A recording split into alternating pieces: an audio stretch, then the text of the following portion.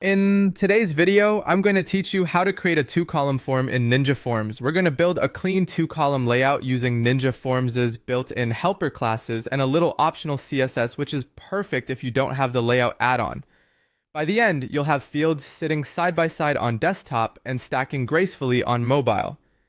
Start by opening your form in the Ninja Forms builder and adding the fields you want to place in columns like first name and last name. Once your fields are in place, open the settings for the first field you want on the left. Depending on your version, this area may be labeled Display, Advanced, or Custom Class Names. Look for the container or custom class's input. In that field, add the class's first one half. This tells Ninja Forms that this field begins a new row and should take up half the width. Next, open the settings for the field that should sit to the right of it. In the same container or custom class's input, add one half. This pairs with the first field so they sit side by side. A quick tip: whenever you start a new row of two columns, put first one half on the first field in that row and one half on the second.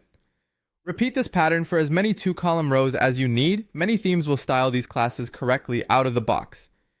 If yours doesn't, or you want tighter control, add a bit of CSS in WordPress by going to Appearance, Customize, and then Additional CSS. Target the form container by setting .nf form cont bot to one half to have a width of 48%, a float of left, and a right margin of 4% so the two halves line up neatly with a little gutter.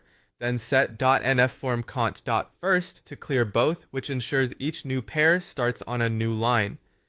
For mobile friendliness, include a media query at a max width of 768 pixels, where bot one half switches to 100% width with no float and no right margin.